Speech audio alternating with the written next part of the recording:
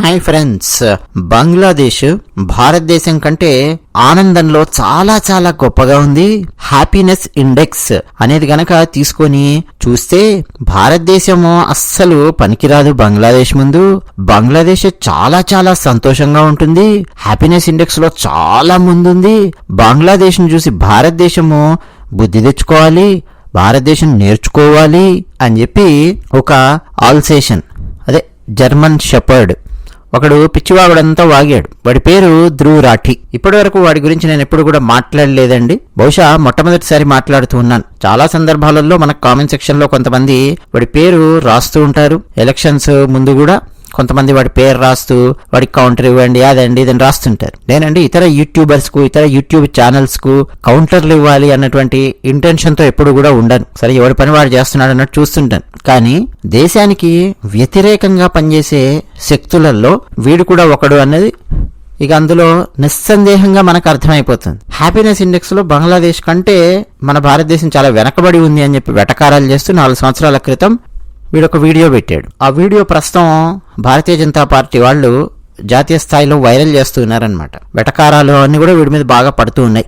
అన్షుల్ సక్సేనా అని చెప్పి ఒక జాతీయవాది అయినటువంటి ఒక సోషల్ మీడియా కార్యకర్త అనాలా, ప్రచారకర్త అనాలా, ఒక సెలబ్రిటీ అనుకోండి, ఏమని పెట్టాడంటే Anshul Saxena Bangladesh happiness index infinity అని చెప్పి పెట్టాడు. అది కొన్ని గంటల్లోనే బాగా వైరల్ అయింది ట్వీట్. అంటే ఈ ధ్రువ్ రాఠీని వెటకారం చేస్తూ పెట్టాడనమాట ట్వీట్. ఇక బీజేపీ వాళ్ళేమో మిలీనియం జోకర్ అని చెప్పి పెట్టారు. ఒకసారి ఆలోచించండి అయ్యా, ఎక్కడ బంగ్లాదేశ్, ఎక్కడ భారతదేశం? ఆలోచించండి.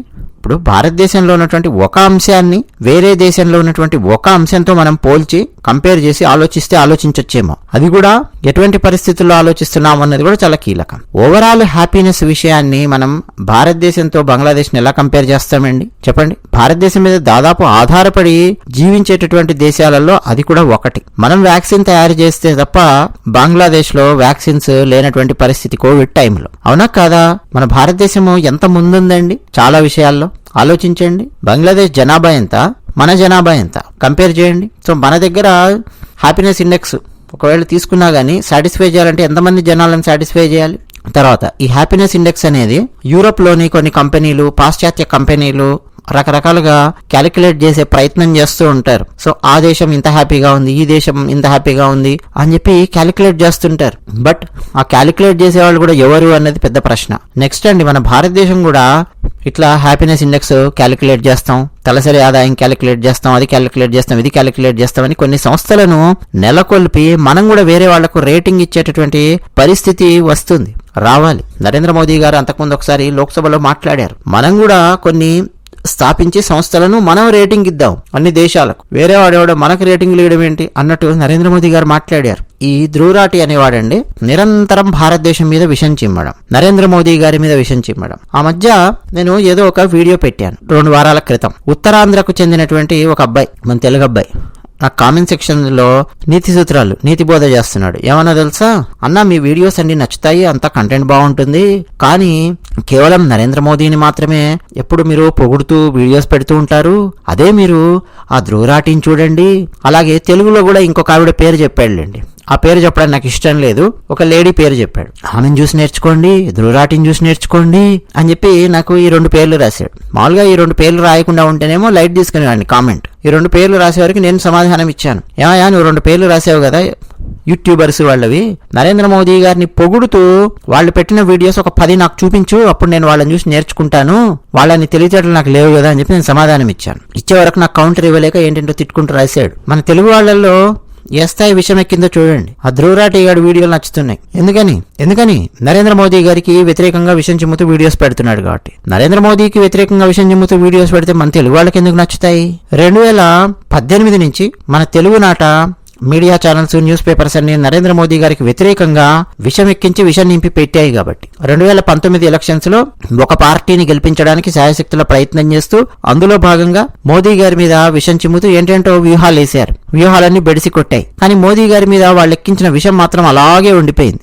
ఇప్పుడు TDP party, Bharatiya Janata party కలిసి పనిచేస్తున్నప్పటికీ ఇంకా కొంతమంది నరేంద్ర మోదీ గారి మీద విషం చిమ్మే కామెంట్లు రాయడము, ఆ అభిప్రాయాలతో ఉండడం మనం గమనించవచ్చు. ఎంత అసహ్యకరంగా ఉంటుందంటే మన ఆంధ్రప్రదేశ్లోనే, మన తెలుగు బంగారాలే అంటే అంతర్జాతీయంగా నరేంద్ర మోదీ గారిని గద్దె దింపడానికి, భారతదేశాన్ని రకరకాలుగా కబళించడానికి ఎన్ని ప్రయత్నాలు జరుగుతున్నాయి ఏంటి అనేది కొంచెం కూడా అవగాహన ఉండదండి. చాలా లో లెవెల్లో ఆలోచిస్తుంటారు, ఒక చిన్న మెదడుతో ఆలోచిస్తుంటారు. నాకు కావాల్సిన రాజకీయ నాయకుడు ఇక్కడ లోకల్లో గద్దెనెక్కాడా లేడా, ఇంతకు మించి విస్తృతంగా ఆలోచించే పరిస్థితి లేదండి. ఇప్పుడు వీడు చూడండి, హ్యాపీనెస్ ఇండెక్స్ అని చెప్పి వీడు వీడియో పెట్టాడు అని అంటే బంగ్లాదేశ్ చాలా గొప్పగా ఉంది భారతదేశం కంటే అని ఎన్ని వీడియోలు వీడు భారతదేశాన్ని తిడుతూ పెట్టి ఉంటాడో ఆలోచించండి.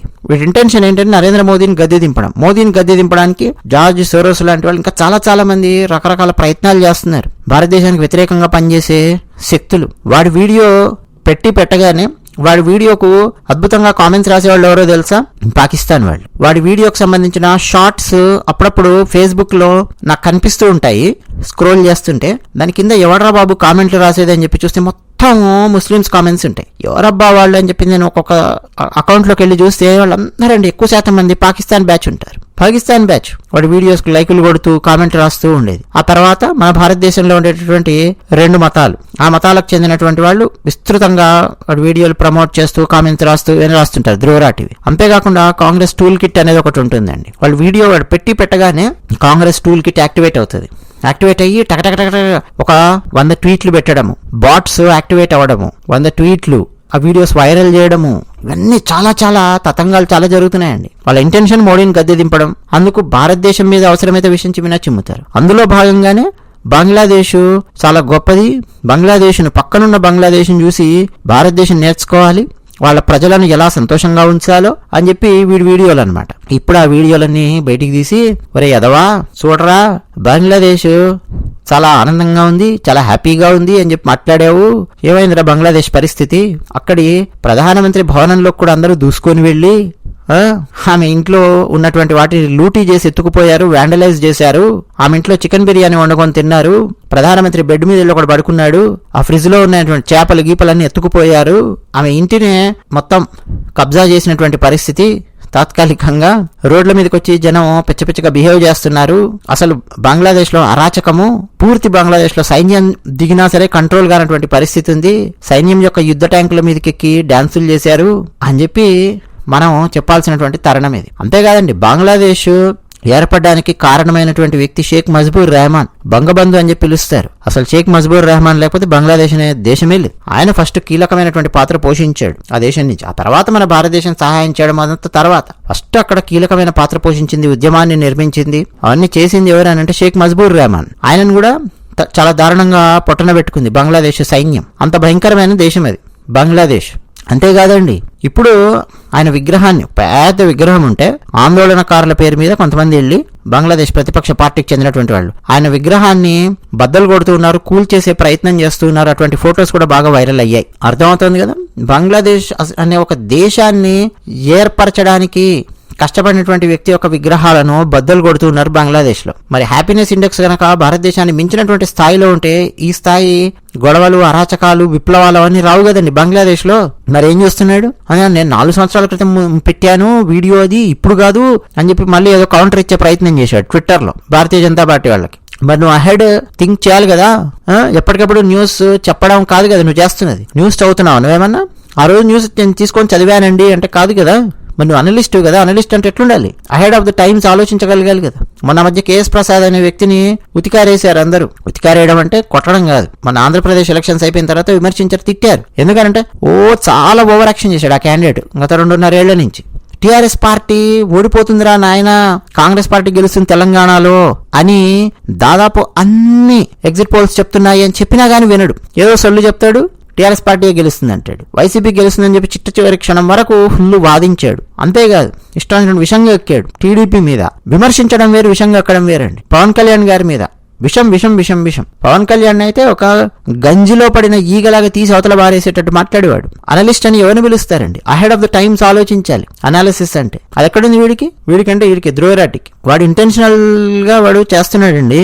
భారతదేశాన్ని బలహీనం చేసే శక్తులతో రకరకాలుగా చేతులు కలపడము ఇవి చేస్తున్నాడు వాడు. కాంగ్రెస్ టూల్ కిట్ కు ఉపయోగపడే ప్రయత్నాలు అనమాట ఇవన్నీ కూడా. అది కూడా వేరే దేశంలో, యూరోప్ లో ఉన్నటువంటి జర్మనీలో కూర్చొని జర్మన్ షెపర్డ్ అక్కడి నుంచి మొరుగుతూ ఉన్నాడు. నువ్వు ఏ దేశంలో కూర్చున్నా, ఎక్కడ కూర్చున్నా, అంతరిక్షంలోకి వెళ్ళినా, అరే నువ్వు భారతీయుడు రా నాయన, భారతదేశం యొక్క హ్యాపీనెస్ ఇండెక్స్ చాలా తక్కువగా ఉంది అని చెప్పి సమరం చేసుకునే కోణంలో మాట్లాడడం ఏంటి చెప్పండి. సో ఇప్పుడు ఉతికారేస్తున్నారండి వీడిని సోషల్ మీడియాలో. చెప్పరా, బంగ్లాదేశ్ హ్యాపీనెస్ ఇండెక్స్ బాగుంటే మరి ఎందుకురా అలా తయారైంది ఆ దేశము, ఆ దేశ ప్రధాని దేశాన్ని వదిలేసి వెళ్ళిపోవాల్సిన పరిస్థితి వచ్చింది కదరా అని చెప్పి ఉతికారేస్తున్నారు. అది విషయం. ధన్యవాదాలు.